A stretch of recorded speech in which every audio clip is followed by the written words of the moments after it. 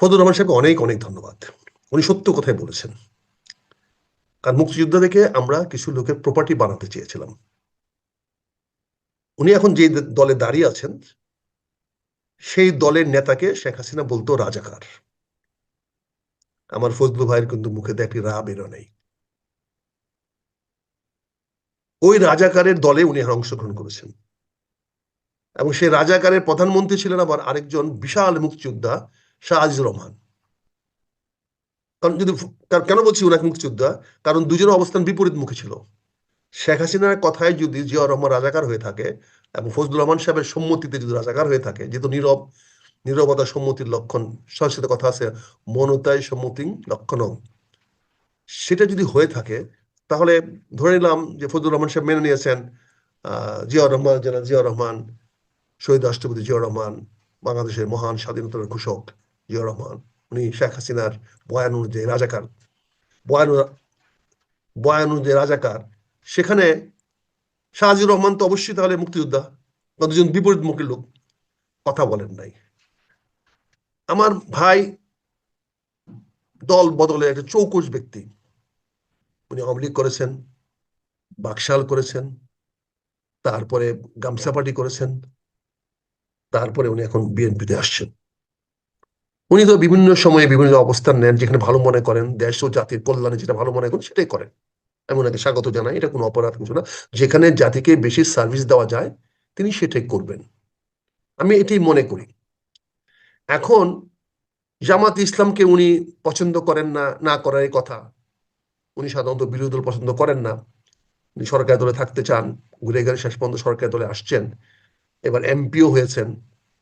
উনি এমপিও হতে পারেন না, মৌলানা আতাউর রহমান সাহেবের মতো একজন লোকের কাছে হেরেছিলেন, অরাজনৈতিক ব্যক্তির কাছে বিএনপিতে উনি প্রার্থী ছিলেন। তারপর তো আব্দুল হামিদ সাহেবের জন্য উনি হতে পারেন নাই। উনি একজন মুক্তিযোদ্ধা, উনাকে আমি সম্মান করি, শ্রদ্ধা করি, শ্রদ্ধা রেখে বলছি উনার যে কোনো কথা বলার অধিকার আছে। তুমি শুধু বিনয়ের সঙ্গে বলবো, অন্যকে সম্মান করলে নিজের সম্মান পাওয়া যায়। ফজলুর রহমান সাহেব একজন মুক্তিযোদ্ধা হয়ে আরেকজন মুক্তিযোদ্ধা কি করবে তার বলার অধিকার রাখে না, এটা দৃষ্টতাপূর্ণ। উনি ভাগ্যবান, কারণ গ্রামে একটা কথা আছে যে হতভাগার গরু মরে, ভাগ্যবানের বউ মরে। উনি অত্যন্ত ভাগ্যবান, উনার গরু মরে নাই, কিন্তু আমাদের ভাবিদেরকে আমরা হারিয়েছি। উনি ভাবি পরিবর্তন করার সুযোগ পেয়েছেন। উনি আমাদের সেই ভাগ্যবানদের একজন, আমাদের গ্রামের কথা, ইটনার কথা এটা, বুঝছেন না? যে হতভাগার গরু মরে আর ভাগ্যবানের স্ত্রী মরে। আমি আমার ভাবির প্রতি শ্রদ্ধা সম্মান জানিয়ে বলছি, সেই ভাগ্যটা আমার ফজলুর রহমান ভাইকে দিয়ে গেছেন। কিশোরগঞ্জ জেলার উনি আমাদের একজন অনেক বড় মাপের নেতা, যিনি আব্দুল হামিদের কন্টেন্ডার, আব্দুল হামিদের বিরুদ্ধে রাজনীতি করেছেন, জিল্লুর রহমানের বিরুদ্ধে রাজনীতি করেছেন। তিনি অনেক উপরে থাকার কথা আমাদের মতো, আমাদের চেয়ে অনেক অনেক উপরে যাওয়ার কথা। উনি বয়ান দিয়ে দিলেন যে মুক্তিযুদ্ধ ওনাদের সম্পত্তি, মুক্তিযুদ্ধের বাইরে অন্য স্বাধীনতা বিরোধী শক্তির পক্ষে গেলে। উনি তো বলছেন স্বাধীনতা বিরোধী শক্তি, ৭১ বিরোধী শক্তির কথা, বাংলাদেশের মুক্তিযুদ্ধের বিরোধী শক্তি না। বাংলাদেশের স্বাধীনতা একটা প্রবাহমান বিষয়। বাংলাদেশের মুক্তিযুদ্ধ আমাদের ৭১ মুক্তিযুদ্ধ বলতে হবে। তার আদারওয়াইজ মুক্তিযুদ্ধ একটা প্রবাহমান বিষয়, মুক্তিযুদ্ধটা চলমান আছে। আপনি মুক্তিযুদ্ধ করছেন, আমরা মুক্তির জন্য লড়াই করছি, আমরা আমাদের স্বাধীনতা সার্বভৌমত্ব টিকিয়ে রাখার জন্য লড়াই করছি। এটা অব্যাহত থাকবে। এখানে প্রতিটি দেশের নাগরিকই সবসময় স্বাধীনতার যুদ্ধ করছে। উনি তো এরকম কোন সোল এজেন্সি নিয়েছেন কিনা জানি না, বা মুক্তিযুদ্ধের উনি এত বড় নেতা ছিলেন কিনা আমি তাও জানি না, ওনার প্রোভাইডারের রাইট আছে কিনা আমি জানি না। তবে আমি বিনয়ের সঙ্গে বলতে চাই, এই সমস্ত মুক্তিযোদ্ধাদের এই সমস্ত কথাবার্তা বলে মুক্তিযুদ্ধকে হাওয়া করার অধিকার নাই। একটা জিনিস ওনাদের জানা উচিত, যারা মুক্তিযুদ্ধে অর্গানাইজ করেছে, বাংলা স্বাধীনতা যুদ্ধে অর্গানাইজ করেছে, যেমন তাজউদ্দিন সাহেব, সৈয়দ নজরুল ইসলাম সাহেব, ইনারা কিন্তু মুক্তিযোদ্ধা নন। মুক্তিযুদ্ধ হলো জেনারেল উসমানী। বাংলাদেশের আমরা সবাই সরকারি কর্মকর্তা কর্মচারী, কিন্তু সবাই সেনা সেনা সদস্য নয়। সেনা সদস্য যারা সেনাবাহিনী চাকরি করে, তো মুক্তিযুদ্ধ হলো বাংলাদেশে যারা অস্ত্র নিয়ে যুদ্ধ করেছিল, যারা অস্ত্রধারী ছিল, তাদেরকে মুক্তিযোদ্ধা বলা হতো। এর বাইরে যারা ছিল তারা মুক্তিযুদ্ধের সহায়ক শক্তি ছিল, মুক্তিযুদ্ধের স্থপতি ছিল, মুক্তিযুদ্ধের সরকার ছিল, মুক্তিযুদ্ধের সময়কালকে সরকারি কর্মকর্তা ছিল, অনেক তৌফিক এলাহি আছে, ওরা আছে। তার মধ্যে কয়েকজনকে মুক্তিযুদ্ধের সুযোগ দেওয়া হয়েছে যারা বিভিন্ন আর্মি ক্যাম্পে থাকতেন, মিলিটারি সেক্টরে থাকতেন। সেটা এগুলো কথা বলতে চাই না, থুতু কিন্তু কথা আমি যদি আপনাকে ইন পার্টিকুলারলি বলি, আপনি না একজন না মুক্তিযোদ্ধা ছিলেন, আপনি না, থুতু দিলে আপনি ভাই, যোগদান করেছেন জামাত ইসলামীতে, আপনি কি আসলে নিজেকে মনে করেন যে আপনি দ্বিগুণ অপরাধ করেছেন? আমি যদি ব্যক্তিগতভাবে আপনাকে প্রশ্ন করি। অপরাধ তো আমি কেন করব? আমি তো গর্বিত। আমি আপনি মনে করি গর্বিত? আমি এমন একটি রাজনৈতিক দলে অংশগ্রহণ করেছি যারা বাংলাদেশের স্বাধীনতাকে রক্ষা করার জন্য আপ্রাণ চেষ্টা করে যাচ্ছে, যারা ভারতের আধিপত্যবাদের বিরুদ্ধে, যাতে বাংলাদেশের স্বাধীনতা ভারতের কাছে বিক্রি হয়ে না যায়, সেজন্য যারা আজকে যুদ্ধ করছে তাদের অগ্রভাগে আছে জামাত ইসলামের বীর সেনানীরা।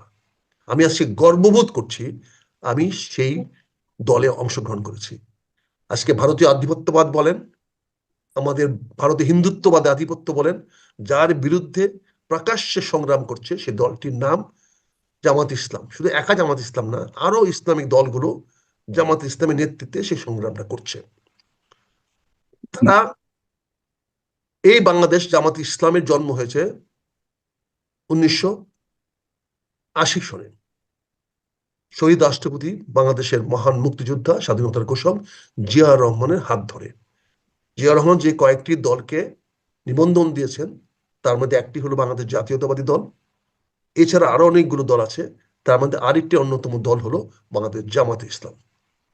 আমি জানি না ফজলুর রহমান সাহেব বলেছেন কোন লুকাসটেনিতে বলেছেন মুক্তিযুদ্ধের পক্ষে কথা বলার, আরেকজনের মুক্তিযুদ্ধকে অ্যালাইন বা মেলাইন করার কোন অধিকার তার আছে? উনি অত্যন্ত নিচু মনের, নিচু স্তরের একটা আমি আমি ওনাকে নিয়ে গর্ব করতে চাই। আমি ফজলুর রহমান সাহেবকে নিয়ে গর্ব করতে চাই। কিন্তু আমি তাহলে ফজলুর রহমান তিনি সাহেবকে একজন আপনি যেখানে বাংলাদেশের আপনি দেখেন, স্থপতি আপনি হিসাবে, সম্পূর্ণ উল্টা উল্টা পাশে আপনি অবস্থান করছেন মুক্তিযুদ্ধ বিষয়ক প্রশ্নে, জামাত ইসলাম বিষয়ক প্রশ্নে। আপনি একজন মুক্তিযুদ্ধ বলছেন যে আপনি গর্ববোধ করছেন, আর সেখানে তিনি বলছেন যে আপনি অপরাধ করেছেন। আমি আপনার কথা বলছি না, আমি মুক্তিযোদ্ধার কথা তিনি ইঙ্গিত করেছেন। এখানে ওনার অবস্থানের কারণটা আপনার কাছে কি সাগর কি ভাই, কি কি বিশ্লেষণ সাগর আছে ভাই, সেটা করে যেতে পারেন, আমরা গুরুত্ব সাগর ভাই, নিয়ে প্রশ্ন করব। কারণ সাগর জি, সাগর জি, আমার সবচেয়ে বিপরীত ব্যক্তিটি, যাকে আমি সবচেয়ে বেশি ভালোবাসি, সবকিছু আমার বিপরীত, কিন্তু যাকে আমি জীবনের চেয়ে বেশি ভালোবাসি সে হলো আমার স্ত্রী। হুম, সে সকল বিষয়ে আমার বিপরীতমুখী। আমি হুম, বিপরীতমুখীকে ভালোবাসি, হুম, কারণ আমি আরেকটা বিপরীতের সঙ্গী পূর্ণাঙ্গ হয়। আমি মনে করি যে আমার বিপরীত আছে বলে আমরা দুজনে মিলে আমরা সমস্যার সমাধান করতে পারবো। যারা বিপরীতকে সহ্য করতে পারে না, যেমন আমাদের মহাসচিব যে কথা কালকে পরশুদিন বলছেন যে জামাতকে নির্মূল করতে হবে, তার মানে বিপরীতকে যারা সহ্য করতে পারে না, আমি তাদের সম্বন্ধে কোনো মন্তব্য করতে চাই না। তবে তাদের মনোভাব, কারণ এটা হলো পশু বৃত্তি, একটি পশু আর একটা পশুকে দেখতে পারে না, দুইটি পশু আমাকে একসাথে। রাজনৈতিক ভাবে নির্মূল করার কথা বলেছেন জনাব ফখরুল ইসলাম আলমগীর, এ ব্যাপারে কি আপনি? অবশ্যই এটা বলছেন। তাহলে হুম, বলেন, তাহলে ওনারা আজকে ওনাদের নেতাকে খুশি করতে গিয়ে যে কথা বলছেন, তেল মারতে গিয়ে নেতা তো 12টা বাজিয়ে দিয়েছেন। হুম, আজকে কথাগুলো কেন আসছে? তাহলে জিয়া রহমান শাহজির সঙ্গে যোগদান করছিল না, শাহজি জিয়া রহমান যোগদান করছিল, কথা তো একটাই হলো। শাহজির সঙ্গে বন্ধুত্ব করা কি জিয়া রহমানের তাহলে কি ছিল? বাংলাদেশ জাতীয়তাবাদী দেশমাতা খালেদা জিয়ার নেতৃত্বে যে 19টা বছর বা একটা সরকার গঠন করলো নিজামী সাহেবের কে নিয়ে, মুজাহিদ সাহেবকে নিয়ে, হুম। তাহলে দেশমাতা খালেদা জিয়া কি অপরাধ করে গিয়েছিল? আমার সেই মুক্তিযোদ্ধা ভাইকে আমি প্রশ্ন করতে চাই বিনয়ের সঙ্গে, এত তেলটা মাইরে কি হচ্ছে? আপনার অবস্থানটা কোথায় নিয়ে গেছেন? হ্যাঁ, আপনার আজকে একটা লাভ হয়েছে, এটা যে আপনি বিরোধী দলের নেতার সঙ্গে তর্ক করতে পেরেছেন, সংসদে দাঁড়িয়ে বিরোধী নেতার সঙ্গে করেছেন। কিন্তু একটা জিনিস খেয়াল করে দেখেছেন, আজকে সংসদে দাঁড়িয়ে জামাতে ইসলাম আপনার চোখের উপরে চোখ রেখে কথা বলতে পেরেছে, এটা জামাত ইসলামের কত বড় অর্জন। একজন মুক্তিযোদ্ধাকে ধমকায় কথা বলতে হয়েছে, নিন্দা করে কথা বলতে হয়েছে। এই সুযোগটা আপনি কেন দিলেন জনাব ফজলুর রহমান সাহেব? কার স্বার্থে দিলেন? আমি অপরাধ করছি কি করি না সেটা বড় কথা নয়। আপনি ওখানে গালি দিলেন, জামাতকে গালি দেন, আমাকে গালি দেওয়ার অধিকার আপনি কোথায় পেয়েছেন? বা আরো মুক্তিযুদ্ধে যারা যোগদান করছে তাদেরকে গালি দেওয়ার অধিকার আপনি কোথায় পেলেন? আপনি যদি কিছু বলার থাকে জামাতের বিরুদ্ধে বলেন, জামাত খারাপ, যেমন আমার মহাসচিব বলেছেন জামাতকে রাজনৈতিকভাবে একদম নির্মূল করে দেবে, আপনি সেটা বলেন। আমি তো ফজলুর রহমান সাহেবের সম্বন্ধে একটি অসম্মানজনক কথা বলতে পারবো না, বলবো না, কারণ উনি মুক্তিযোদ্ধা। ওনাকে আমি সম্মান রেখেই কথা বলবো। ওনার কোনো কাজ ভালো না হলে কাজের বর্ণনা দিব, ভালো করেছেন কি মন্দ করেছেন উনি বলবেন। কিন্তু আজকে আমাদের দুর্ভাগ্য, এই মুক্তিযোদ্ধারা নিজেরা নিজেরা মারামারি কাটাকাটি হানাহানি করতে করতে এমন একটা পর্যায়ে গিয়ে পৌঁছেছি আমরা, যে আজকে বিশিষ্ট মুক্তিযোদ্ধারাও বেঁচে থাকার পরেও আজকের যে প্রধানমন্ত্রীকে স্কুলে পড়াইছে, লেখাপড়া করাইছে, কোচিং করাইছে, সেই প্রধানমন্ত্রীর অধীনে অনেকে মন্ত্রিত্ব পাইল, অনেকে মন্ত্রিত্ব পায় নাই। অথচ ওনারা যদি সেদিন না পড়াশোনা করাইতো, না শেখাইতো, তাহলে আজকের প্রধানমন্ত্রী, আমরা তো ওই জায়গায় চলে গেছি। আমরা কোনো কারোকে সম্মান শ্রদ্ধা করি না। কাজেই সাগর ভাই আমি আবারও বলবো, আমি ফজলুর রহমান ভাইয়ের কথাতে আমি এতটুকু আহত হই নাই, আমি এতটুকু খারাপ কিছু মনে করি নাই, কারণ ওনার কাছ থেকে আমার সার্টিফিকেট নেওয়ার কোনো প্রয়োজন নাই। ওকে, আমি যেটা করেছি, আমি গর্বিত যে আমি মুক্তিযুদ্ধের স্বাধীনতার যারা রক্ষা করছে, যেই বর্তমান প্রজন্ম যারা আজকে আমার দেশ স্বাধীনতা সার্বভৌমত্ব যেখানে বিঘ্নিত হতে পারে তাদের বিরুদ্ধে লড়ছে, আমি সে জামাত ইসলামের দলে অংশগ্রহণ করে আমি গর্বিত। আপনি খুশি হলেন, আপনি বলতে আমি আপনি বোঝাচ্ছি না, ফজলুর রহমান খুশি হলো কি খুশি হলো না, ফজলুর রহমানের দল খুশি হলো কি হলো না, ওনার সাঙ্গপাঙ্গরা খুশি হলো কি হলো না, সেটা আমার কাছে কিছু আসে যায় না। এখানে ধন্যবাদ। জি, ধন্যবাদ জনাব মেজর আখতার। যেমন আমি আপনার কাছে আসছি, গুপ্ত সূত্র বিষয়ক তো আরেকটা বড় বিতর্ক রয়েছে, সেটিকে রেখেই আমি যাচ্ছি একই বিষয়ে জনাব হাবিবুর রহমান হাবিব, একটু আনমিউট করতে হবে আপনার। জনাব হাবিবুর রহমান গর্ব বোধ করছেন জনাব মেজর আখতারুজ্জামান তিনিও একজন বীর মুক্তিযোদ্ধা। এই বিষয়ক বিতর্ক তো আপনি শুনেছেন, সংসদে হয়েছে। জনাব হাবিবুর রহমান শুনতে পাচ্ছেন? জি, প্রতিক্রিয়া জনাব মেজর আখতারুজ্জামানের। আপনাকে ধন্যবাদ। আপনার অত্যন্ত জনপ্রিয় ফেস দ্য পিপুল যারা দেখছেন তাদেরকে আমার সশ্রদ্ধ সালাম। বিজ্ঞ দুইজন আলোচক, অত্যন্ত প্রাজ্ঞ আলোচক মঞ্জুর আহমদ চৌধুরী ভাই এবং আক্তার ভাই কে শুভেচ্ছা। আমি আক্তার ভাইয়ের প্রশ্নের উত্তর আমি দিতে চাই না, তবে এটুকু বলতে চাই, আক্তার ভাইয়ের কাছ থেকে মুক্তিযুদ্ধের ডেফিনেশন শুনলাম, যারা বন্দুক নিয়ে মাঠে যুদ্ধ করেছে তারা মুক্তিযোদ্ধা, যাদের অধীনে যুদ্ধ হয়েছে তারা মুক্তিযোদ্ধা না, তারা সংগঠক। তাহলে শাহজিদুর রহমান তো রাজাকার ছিলেন না, উনি তো রাজাকারের যে ডেফিনেশন, মুক্তিযোদ্ধার মধ্যে যারা ব্রিজ পার হাতে এসে অস্ত্র হাতে করে পাকিস্তান আর্মিদের কাছে, তারা রাজাকার। শাহজিদ রাজাকার ছিল না। তাহলে তো শাহজিদ তো আর জিয়া রহমান তো শাহজিদের দলে যোগদান করেননি। ফজলুর রহমানের কথা যে একজন মুক্তিযোদ্ধা জামাত ইসলাম করতে পারে না, জিয়া রহমান তো শাহজিদের দলে যোগদান করে শাহজিদকে প্রধানমন্ত্রী করে তার সাথে তার রাজনীতি করেন নাই। তাহলে এই কথাটা একদমই খাটে না। আর আক্তার ভাইয়ের ডেফিনেশন অনুসারে শাহজিদ রাজাকারও না। দ্বিতীয়ত কথা বলি, আমিও ফজলু ভাইয়ের কথার সাথে একমত হয়ে আমি বলবো না, তো এইটুকু আমি বলবো যে একজন বীর মুক্তিযোদ্ধা জামাত ইসলামে যোগদান করাচ্ছে, বিষ খেয়ে মারা হলো, সে বিষ খেয়ে মারা হলো। আক্তার ভাই যত ভাবেই বলেন না কেন, জামাত ইসলাম আজকে ভারতের চোখে চোখ রেখে কথা বলছে, এই কথাটা একদমই অসত্য, মহা অসত্য। কারণ যখন জুলাই বিপ্লবের পর জামাত ইসলামের সর্বপ্রথম তারা আওয়ামী লীগকে ক্ষমা করে দিল, দেশবাসীকে ক্ষমা করে দিল। পরদিন একটা টক শোতে বললাম যে আপনি আওয়ামী লীগকে ক্ষমা করার কে, আপনি কে বাংলাদেশে? তখন আমাদের নেতাদেরকে যারা ফাঁসি দিয়েছে, অত্যাচার করেছে, সেই ব্যাপারে আওয়ামী লীগ অন্যায় করলে তাদের মাফ করে দিই, আমাদের নেতা কর্মীদের উপর অত্যাচার করার বা আমাদের ফাঁসি দেওয়ার কারণে তারা যা অপরাধ সেটা মাফ করে দিলাম, ঠিক আছে। তারপরে কথা হলো যে ফজলু ভাই একবার একটা কথা, যারা মুক্তিযোদ্ধা এবং শহীদ পরিবার তারা জামাত করতে আমি যদি আপনাকে একটু প্রশ্নটা করি হাবিব ভাই, যে আপনি কি মনে করেন কিনা জনাব অলি আহমেদ, জনাব মেজর আখতারুজ্জামান তারা আসলে ডাবল অপরাধ করেছে? অলি আহমেদ জামাতে যোগদান করেন, জামাতে জোটে গেছেন, আর আক্তার ভাই কিন্তু জামাতে যেহেতু তিনি যোগদান জামাতকে করেছেন, ওন করেন, তিনি জামাতকে ওন ডেফিনেটলি করেন, জামাতকে ডিফাইন করেন কিন্তু অলি বিভিন্ন কারণে। আহমেদ হুম। অলি আহমেদ এক সময় জামাতকে নমিনেশন দিয়েছিলেন ম্যাডাম খালেদা জিয়া, সেখানে সে বিদ্রোহ করেছিলেন এবং সেই কারণে উনি কিন্তু ছিটকে গিয়েছিলেন বিএনপি মন্ত্রিসভা থেকে পরবর্তী সময় 2001 সালের নির্বাচনে। এই যে অবস্থা, ওনার আগে ছিল স্ট্যান্ডটা আলাদা, পরে হয়ে গেছে আলাদা। এখন কথা হলো যে বর্তমান পরিস্থিতিতে আক্তার ভাই যে কথাটা বললেন যে জামাত ইসলাম ভারতের চোখে চোখ রেখে কথা বলে, এটা মোটেই ঠিক না। জামাত ইসলাম সর্বপ্রথম ডাক্তার শফিকুর রহমান বলেছেন ভারত আমাদের নিকটতম প্রতিবেশী, তাদের সাথে আমাদের সুসম্পর্ক বজায় রেখেই চলতে হবে। এটা নিয়ে অনেক প্রতিবাদ এসেছিল তখন।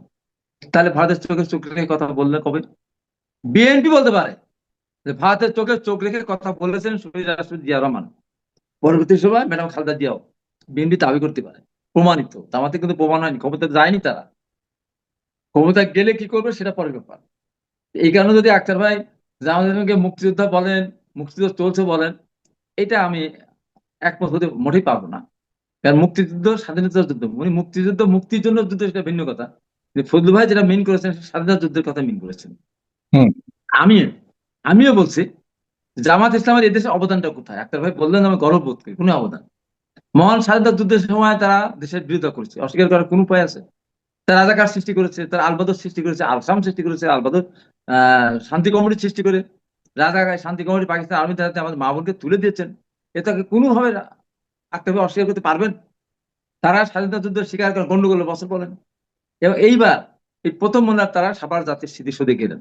এর আগে নিজামী সাহেব এবং মুজাহিদ সাহেব গেছেন মন্ত্রী হিসাবে, জামাত হিসাবে না। তারা মুক্তিযুদ্ধ যে স্বাধীনতা যুদ্ধ যে গর্বে জন্মেছিল, তার নাম হলো ভাষা আন্দোলন। সেই মহান ভাষা আন্দোলনের 21 তারা কোনদিন যায়নি। এইবার গিয়েছিলেন, জিজ্ঞাসা করা হলো আপনি শহীদ প্রতি শ্রদ্ধা নিবেদন করতে এসেছেন? উনি বলছেন আমি বিরোধী দলের নেতা, এটা একটা কালচার, রাষ্ট্রীয় কালচার, আমি এসেছি। চিন্তা করেন। আর আক্তার ভাই সেই তো চলে দলে গেছেন। যোগদান করে যদি আক্তার ভাই বলেন না গর্ব অনুভব করি, তাই বললাম বিষকে মরা ভালো। আমি একটা কথা বলি যে আমাদের অবদানটা কোথায়? আমি তো রাজসাক্ষী। 1982 সাল থেকে শুরু করে 90 সাল পর্যন্ত এই দেশের আপনার গণতান্ত্রিক আন্দোলন, আপনার শিক্ষা কমিশনের মধ্যে শিক্ষা কমিশনের বিরুদ্ধে আন্দোলন থেকে শুরু করে যত আন্দোলন, 9 বছর, 9 বছরে জামাত ইসলামের একজন শিবির কর্মী, জামাতের কর্মী শহীদ হওয়া তো দূরের কথা, একজন আহত হয়নি, একজন আহত হয়নি। তার কারণ, তার মানে তারা আওয়ামী লীগের সাথে 86 নির্বাচনে গিয়েছিল। ম্যাডাম যার 7 দলের সাথে জামাত ছিল, যেই আওয়ামী লীগ নির্বাচনে চলে গেল 86 সালে, জামাত আওয়ামী লীগের পিছিয়ে তারাও গেল। ওইবার যদি আওয়ামী লীগ না যায়, এরশাদ 90 সাল পর্যন্ত থাকে না, জামাতে যদি না যায়, তা আওয়ামী লীগ হয়তো ওই এটা পায় না, যাওয়ার সাহসটা পায় না। সেখানে গিয়েও তারা এরশাদের করে উঠলো তারা। আর আক্তার ভাই যে কথাটা বলেছেন, কথাটা একেবারেই অসত্য। শহীদ রাষ্ট্রপতি জিয়া রহমান জামাত ইসলামকে আপনার দেয়নি, মানে কি বলে স্বীকৃতি দেয়নি বা নিবন্ধন দেয়নি। নিবন্ধন। শহীদ রাষ্ট্রপতি জিয়া রহমানের সময় সেটা হচ্ছে আইডিয়াল নাম, জামাত ইসলাম নাম না, আইডিয়াল নামে একটা সংগঠনের জন্ম হয়েছিল। আইডিয়ালকে জামাতের অনেকে অনু করে না, তাদের সাথে বিরোধ ছিল। মৌলানা আব্দুল সালাম ছিল, আরেকজন ছিলেন আইডিয়ালের মধ্যে, নামটা এবার ভুলে গেলাম। জিয়া রহমান জামাত ইসলামকে দেয়নি। আওয়ামী লীগ এসেছিল, বাংলাদেশ জাতীয় দল 78-এ তার জন্ম হয়েছিল, কিন্তু জামাত ইসলামের হয়নি। জামাত ইসলাম এরশাদের সময় এসে জামাত ইসলাম নামে নাম ধারণ করে তারা এটা নির্বাচন অংশগ্রহণ করেছে। অর্থাৎ এই তথ্যটা সম্পূর্ণ ভুল। জিয়া রহমান জামাত ইসলামকে বৈধতা দেয়নি বা রাজনৈতিক দল হিসাবে স্বীকৃতি দেয়নি বা রেজিস্ট্রেশন দেননি। গেল দ্বিতীয়ত কথা, এই যে 13.5 বছর আন্দোলন করলাম আমরা, আমি তো কয়েকবার মার খেয়ে খেয়ে আমি যেখানে গেছি সেখানে আমাকে ধরে আমার উপর আক্রমণ হয়েছে। পাবনাতে আক্রমণ হয়েছে, কুত্তার মতো আমাকে পিটিয়েছে। আমার সাথে আমি ইয়ামিন আহত হয়েছে, অনেকে আহত, সাংঘাতিক ভাবে। আমি মিরপুরে গিয়েছি, আমিনুল বলে গেলাম, সেখানে আমার আক্রমণ হয়েছে। জামাত ইসলাম বলতে পারবে? জামাত ইসলাম নিজেরা গুপ্ত বৈঠক করার সময় ধরে নিয়ে গেছে। এই 13 সাল পর্যন্ত তারা আন্দোলন করছে, তাদের নেতাদের ফাঁসি জেল হওয়ার প্রতিবাদে আন্দোলন করতে গিয়ে তারা অনেকে মারা গেছেন। কিন্তু জনগণের স্বার্থ নিয়ে তেলের দাম বৃদ্ধি, গ্যাসের দাম বৃদ্ধি, বিদ্যুতের লোডশেডিং এর বৃদ্ধি প্রতিবাদে কোনোদিন তারা মিছিলে একটা লোক মারা গেছে, একটা লোক আহত হয়েছে, একটা লোক গ্রেপ্তার হয়েছে 13.5 বছর, এই 13 সালের পর থেকে? তা দেশের মানুষের স্বার্থের জন্য জামাত ইসলাম কোনোদিন কোনো কালে কোনো রকমের তাদের কোনো ভূমিকা নেই। কি এই বলেন? যে যদি বলেন জুলাই বিপ্লব, জামাত ইসলামের জুলাই নেতাদেরকে বিপ্লব ফাঁসি দেওয়া, জামাত না না ইসলামের জুলাই বিপ্লব ফাঁসি তো তাদের বর্তমান ফাঁসি তো আমিরকে জেলে নিয়েছে, তার ছেলেকেও জেলে নিয়েছে, শফিকুল ইসলাম মাসুদ দীর্ঘদিন জেলে ছিল, তাদের অনেকেই তো নির্যাতিত হয়েছে। না না আমি আপনাদের বলি মানে আপনাদের দুই আমি দলের মধ্যে নির্যাতিত কারা হয়? না না আমি বলি তাদের একদম ফাঁসি হলো নির্যাতিত হয়নি এ ধরনের, হ্যাঁ তাদের তো জনগণের দাবি আদায় করার দাবিতে ধরে নিয়ে ফাঁসি দেয়নি। তারা মুক্তিযুদ্ধের বিরোধিতা করেছে, দল তো বিরোধিতা করেছিল, জামাত তো বিরোধিতা করেছিল নাকি, এটাও অস্বীকার করবেন ডাক্তার ভাই। জামাত তো বিরোধিতা করেছিল, সেটা তারা স্বীকার করেনি, এবং তাদের সন্তানদেরকে আপনার নিয়ে গেছিল। আর মাসুদ বা দু একজন যারা হয়েছিল, তারা এই আন্দোলন করতে যায় হয়নি, তাদের নিজস্ব কোনো কর্মসূচি বাস্তবায়ন করতে গিয়ে তারা হয়েছে। কোনোদিন আমার কথাটা বুঝতে হবে যে রাজপথে আন্দোলন করতে গিয়ে ডাক্তার মাসুদ বলেন যেই বলেন, তাদের কোনো লোক জনগণের দাবি আদায় করতে গিয়ে তাদের কোনো লোক গ্রেপ্তার হয় নাই, তাদের কোনো লোক মারা যায়নি। আপনি যদি জুলাই আন্দোলনের কথা ধরেন, জুলাই তাদের আন্দোলনের সময় ব্যক্তিগত অপরাধে তাহলে গ্রেপ্তার করেছে। অন্য অন্য অপরাধের কারণে জুলাই আন্দোলনের সময় যে ছাত্র শিবির দাবিকারী ছিল, তারা গুপ্ত ছিল। তারা ছাত্র শিবির নামে কোথাও তারা হয়নি, ছাত্র শিবির করতো, স্লোগান দিত ছাত্র শিবিরের নামে বিশ্ববিদ্যালয় ক্যাম্পাসে, কলেজ ক্যাম্পাসে এইরকম স্লোগান ছাত্র শিবির নামে দিয়ে তারা কিন্তু সমন্বয় কেউ হয়নি। তারা গুপ্ত থেকে সমন্বয়, তার দলের নামে না, ওই দল প্রকাশিত ছিল না, বরঞ্চ সাদিক কায়ুমিরা এরা ছাত্রলীগের মিছিলে গিয়ে হেলমেট পরে বিভিন্ন জায়গায় আমি গুপ্ত সূত্র নিয়ে আমি দ্বিতীয় রাউন্ডে আসছি আপনার কাছে। তার মানে আপনি এখন বুঝাতে চাচ্ছেন যে আমি শেষ করে দিই, সেটাই বলবো যে আক্তার ভাই দেখাতে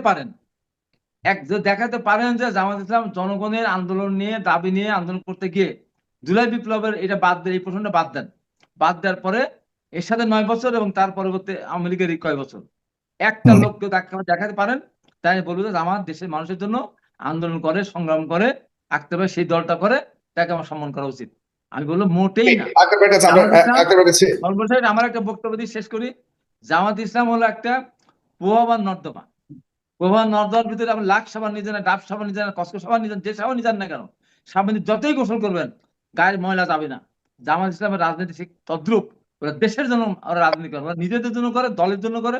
নিজের ভাই যদি তার দল না করে, অসুস্থ পড়ে থাকলে তারা দেখে না। তারা এই হলো জামাত ইসলাম। একদম স্পষ্ট। আপনাকে অনেক ধন্যবাদ। আসছি আপনার কাছে, এবং জনগণ যারা দেখছেন তারা কি একমত কিনা আপনাদের মতামত জানাবেন। খুব গুরুত্বপূর্ণ মন্তব্য করেছেন জনাব হাবিবুর রহমান হাবিব। এটির প্রেক্ষিতে আপনাদের মতামত জানবো। জনাব ডক্টর মঞ্জুর আহমেদ চৌধুরী, দুজন বিজ্ঞ রাজনীতিবিদের কথা শুনলেন, আপনার কাছ থেকে একটু মূল্যায়ন শুনতে চাই প্লিজ।